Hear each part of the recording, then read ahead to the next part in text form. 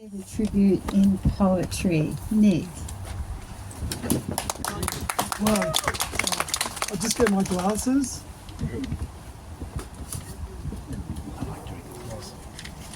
I was asked, it could always go on about my writing and stuff like that. Apparently I'd taken up to mountains and soccer matches and cricket matches and stuff.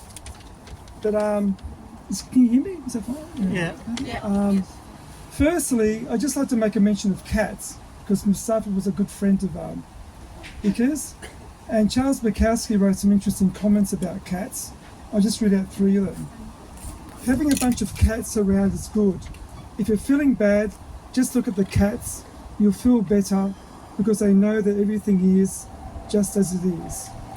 Cats, number 2, cats tell me without effort all that there is to know. And for Mustafa, the cat is the beautiful devil. Now, I'm just going to read out a prose piece that I wrote maybe 20 years ago, and it's called Master. And the character is based on Ika. I never thought it would come to the day that I'll be doing something like this. One of the family members had a read of it and suggested I read it out.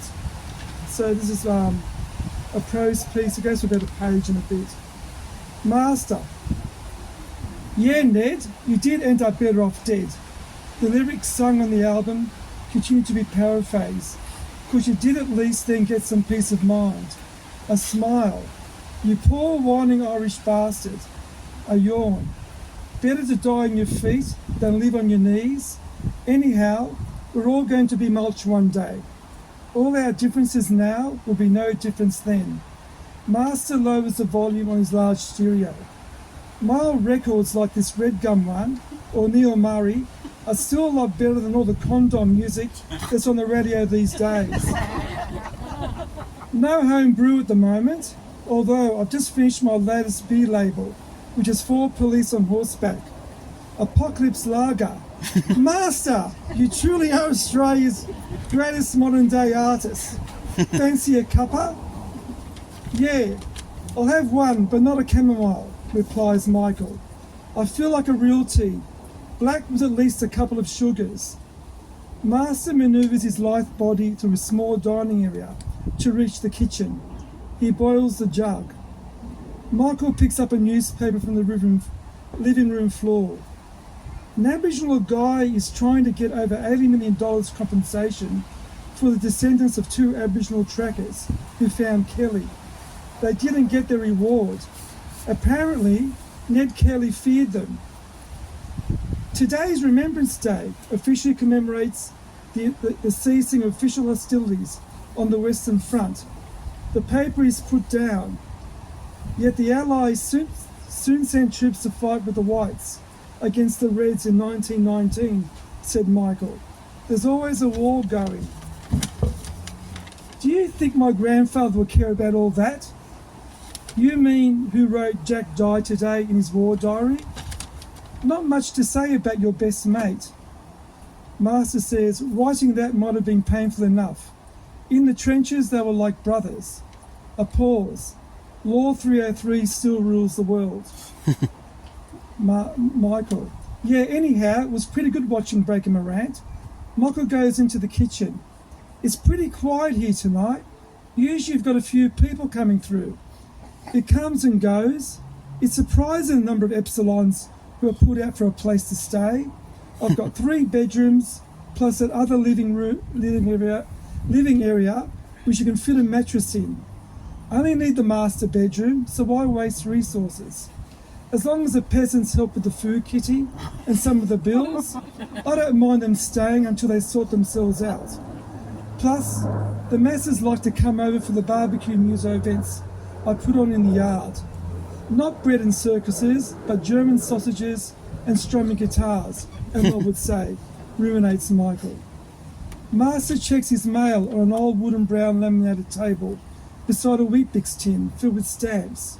With scrap paper, a mixed literary pile of George Orwell and environmental books, CDs, DVDs, and his 2 large desktop screens. Throws the RTA pamphlet onto the floor. Their proposed freeway, the creek's staying. Master forcefully passes to his audience a bush regeneration leaflet. Let's go outside. I need some nature. The two friends amble onto the back patio. It is a summery night. To head off past a small toilet and laundry shed to reach an ageing, worn array of tables, couches and chairs surrounding a wood fire Master so often typically puts on.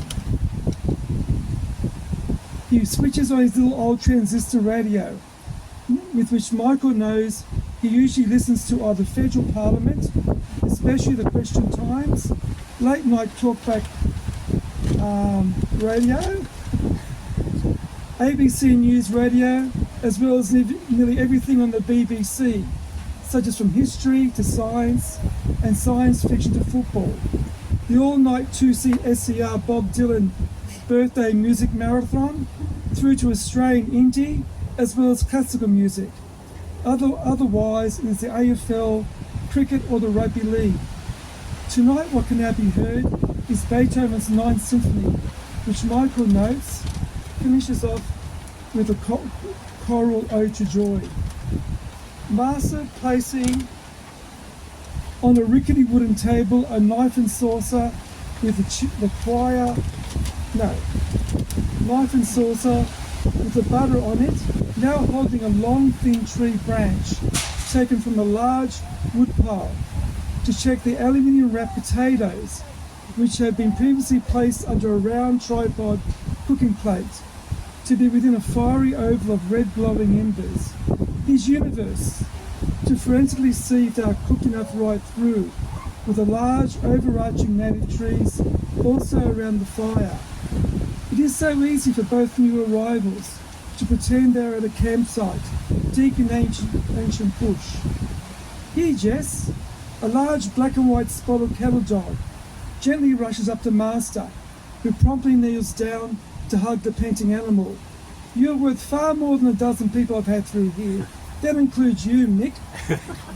Well, with the old black devil here as well, I at least had to brush up on rereading The Master and the Margarita by Bulgakov. Master is in his own world, looking at the yawning pitch black darkness of his native bushland backyard, as if to dismissively ignored Michael's literary reference to a devilish master. Master's suburban Garden of Eden. He finally speaks, thinking out loud about his own mischievous black cat, yet as if to be speaking to himself. Yeah, Muzzy's full of fury, and right now he's hiding somewhere, as he's just been well fed. But at least the other two cats, Billy and Sid, are both calm. At least I can always call on you, slave, for cat mining duties. As for the possums like Frank and blue-tongued lizards on this property, they've always kept a good eye out for themselves, so as not to mostly come to harm. Frank especially likes the treehouse. Master smiles. Jess here is as smart as Inspector Rex, which has to be said, you certainly are not. Jessie is stroked. Master looks up at Michael. How long are you minding her this time? Just 2 days. Jessie's mistress is on a work trip. The health department job often means getting out of an air-conditioned office. I'm into the last bit now. I stare at a screen, press buttons. At least I can work mostly from home. Yet I still think of switching to horticulture, especially since starting all the bush regeneration work at Stoss Reserve. Michael eyes the garden shed. You've still got that big pile of stubbies beside Nauru. He turns slowly to survey what's all around him, to then glance back at the house. When there's so much land to have already, fancy-keeping human beings, knowing what Michael is going to particularly say, Master cuts him short, only so as to keep to the main point of the discussion. Yeah, I know those bottles have been sitting around since the time you and Lucille Ball made that roundabout. You think she could have cleaned up that mess during her stay? We'll dump them now. The beer bottles are placed into a recycling bin. It was funny driving home from the Hopeton where we saw Living with Robert, grins Michael. There were so many roundabouts.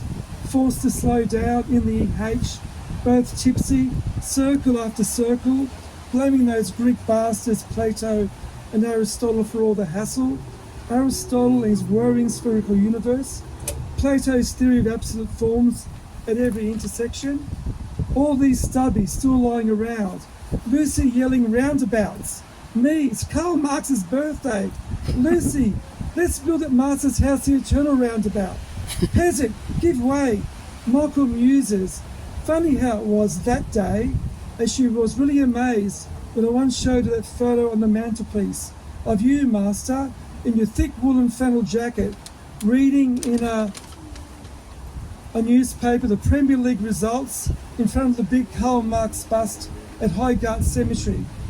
Well, slave, when we're finished, we can open up two more stubbies.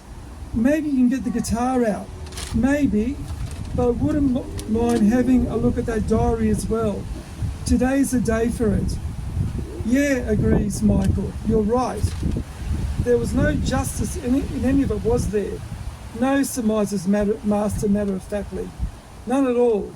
The gods play with us, broods Michael. One thing's for sure, they play. Which reminds me, after Derek, there's a European Soccer Championship game on SBS at 11. Thank you. I just sort of make a final remark.